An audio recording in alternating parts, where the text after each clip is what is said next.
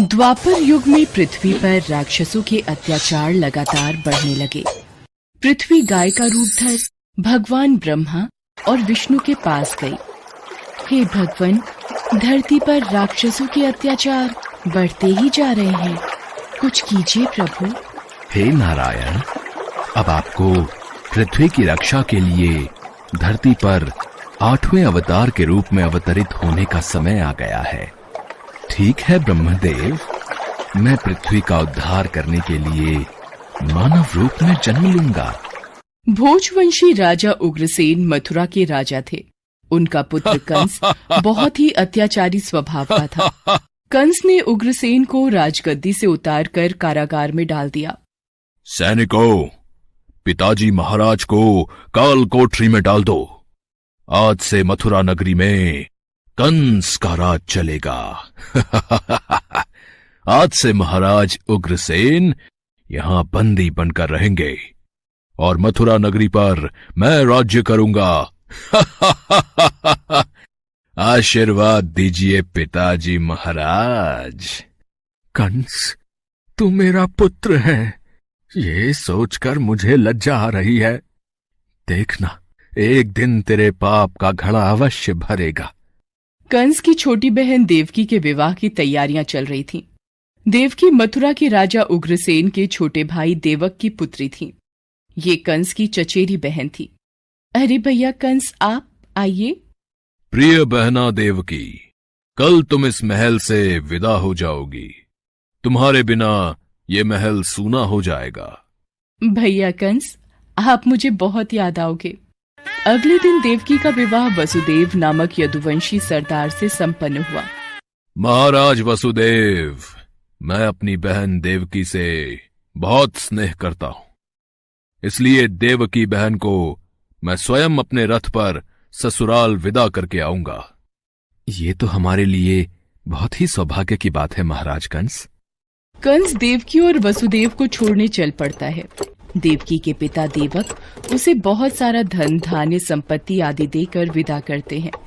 कंस देवकी और वसुदेव के साथ वार्तालाप करते हुए अभी आधे रास्ते ही पहुंचा था कि रास्ते में एक आकाशवाणी होने लगी। हे कंस, जिस देवकी को तू बड़े प्रेम से ले जा रहा है, उसी में तेरा काल बसता है। इसी के गर्भ से उत्पन्न 8वां पुत्र तेरा वध करेगा, तेरा वध करेगा। ये आकाशवाणी कैसी? नहीं, ये झूठ है। देवकी की कोख से जन्मा 8वां बालक मेरा वध करेगा? नहीं, ऐसा नहीं हो सकता। यदि ऐसा है तो मैं वसुदेव का ही वध कर देता हूं। हाँ, यही ठीक रहेगा। फिर मुझे कोई डर नहीं। नहीं भैया, इनका वध मत करो। मैं आपके आगे हाथ जोड़ती हूँ। मेरा सुहाग मत उजाड़ो भैया कंस। मैं आपसे वादा करती हूँ, मेरे गर्भ से जो भी संतान पैदा होगी उसे मैं तुम्हें सौंप दूंगी, पर इन्हें मत मारो भैया। ठीक है, मैं वसुदेव का वध नहीं करूंगा, पर तुम दोनों अब मथुरा के महल की काल कोठरी में बंदी बनकर रहोगे। कंस, देवकी तुम्हारी प्रिय बहन है, मुझे काल कोठरी में बंद कर दो, पर देवकी को छोड़ दो। कंस ने वसुदेव और देवकी की एक बात न सुनी और वसुदेव और देवकी को कारागृह में डाल दिया। देवकी वसुदेव दोनों बहुत ही दुखी और हताश हो रहे थे। स्वामी, मेरी वजह से आज आपको कारागृह में रहना पड़ रहा है। मैं ही आपके लिए दुख और विपदा का कारण बनी हूं। नहीं देवकी, नहीं, ऐसा मत कहो। मैं तुम्हें पत्नी रूप में पाकर बहुत प्रसन्न हूं। हमें एक दिन कंस के पापों से मुक्ति जरूर मिलेगी। पर स्वामी, भैया कंस मेरी कोख से जन्मे सभी बच्चों को मार देंगे। हम क्या करें? देवकी वसुदेव कारागृह में दुख भोग रहे थे। कंस देवकी और वसुदेव को धमकाता रहता था। वसुदेव देवकी के बच्चा पैदा होता और कंस कारागृह में आकर देवकी के हाथ से बच्चे को छीन लेता। ला, ये पुत्र मुझे दे बहना। भैया, मेरे पुत्र को मत मारो भैया। नहीं स्वामी, हमारा पुत्र मैं अपने सामने ही अपने सभी पुत्रों का वध होते कैसे देख पाऊंगी। देवकी बेहोश हो जाती है। हे ईश्वर, कोई रास्ता दिखाओ। कंस के अत्याचारों से हमें कब मुक्ति मिलेगी प्रभु। देवकी, आंखें खोलो। कंस बहुत ही क्रूर और अत्याचारी राजा था, जिससे प्रजा बहुत डरती थी। दुराचारी कंस ने वसुदेव देवकी के 7 बच्चों को जन्म लेते ही मार डाला। अब 8वां बच्चा होने वाला था। देवकी के 8वें पुत्र के जन्म का समय निकट आ रहा है, इसलिए पहरा और भी बढ़ा दिया जाए। जो आज्ञा महाराज कंस। देवकी वसुदेव के कारागृह में बंदी रहने की बात नंद गांव में वसुदेव के मित्र नंद के कानों तक भी पहुंची।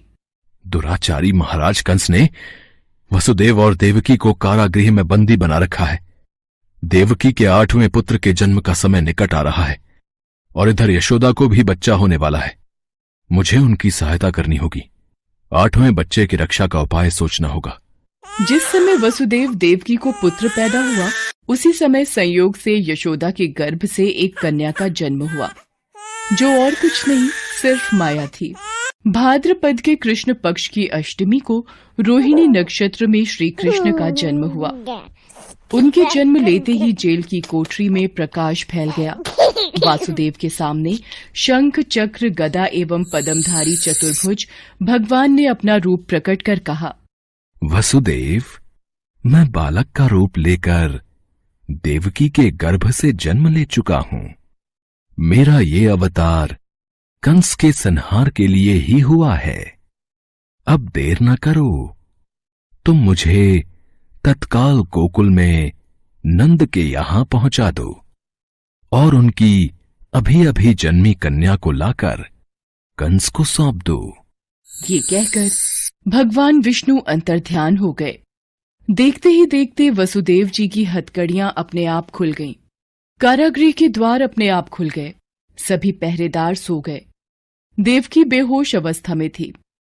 वसुदेव कृष्ण को एक टोकरी में रखकर गोकुल को चल दिए।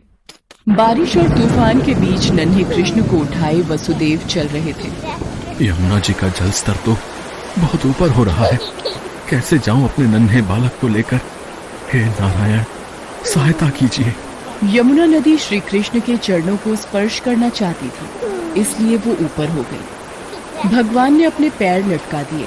चरण छूने के बाद यमुना घट गई। भगवान श्री कृष्ण की इस लीला को ओके गाइस, आज कमला छुट्टी पे है, सब सफाई करेंगे। या फॉर श्योर। कुछ वसुदेव भली भांति देख रहे थे। वो यमुना पार कर गोकुल में नंद के यहाँ गए। मैं इस बालक कृष्ण को तुम्हें सौंप रहा हूं। ये बड़ा होकर मथुरा वासियों को कंस के अत्याचारों से मुक्ति दिलाएगा। लाओ मित्र वसुदेव, यशोदा अभी गहरी नींद में है। मैं इस बालक को यशोदा की बगल में सुला देता हूं। नंद माया रूपी कन्या को वसुदेव के हाथों में दे देते हैं। ये लो मित्र, इससे पहले कि कंस कारागृह में पहुंचे, तुम शीघ्र इस कन्या को लेकर वापस लौट जाओ। तुम धन्य हो मित्र, तुम धन्य हो। वसुदेव वापस कारागृह में लौट आते हैं और उनके लौटते ही कारागृह के द्वार अपने आप बंद हो जाते हैं। वसुदेव जी के हाथों में हथकड़ियां पड़ जाती हैं। हाँ, अरे ये तो बच्चे के रोने की आवाज है। महाराज कंस को सूचना देते हैं। देवकी, हमारे यहाँ 8वें पुत्र ने नहीं, पुत्री ने जन्म लिया है। क्या? अब ये तो पुत्री का जन्म हुआ है। पहरेदार कंस के पास जाते हैं। महाराज की जय हो।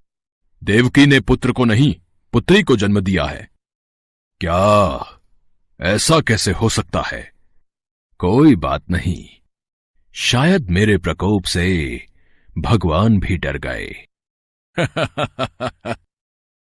और पुत्र की जगह पुत्री का जन्म हो गया। ये तो विधि का विधान बदल गया, पर मुझे सावधान रहना होगा। मैं इस कन्या का भी वध कर दूंगा। भैया इसे छोड़ दो, ये तो कन्या है। आपको तो मेरे 8वें पुत्र से कष्ट था। कंस ने देवकी की एक न सुनी और कन्या को देवकी की गोद से छीन लिया।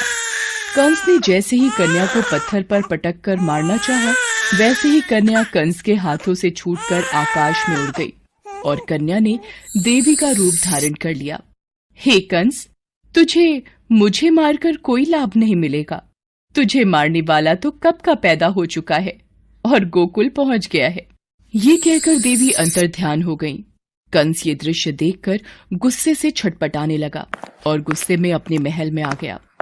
कंस ने श्री कृष्ण को मारने के लिए अनेक दैत्य भेजे।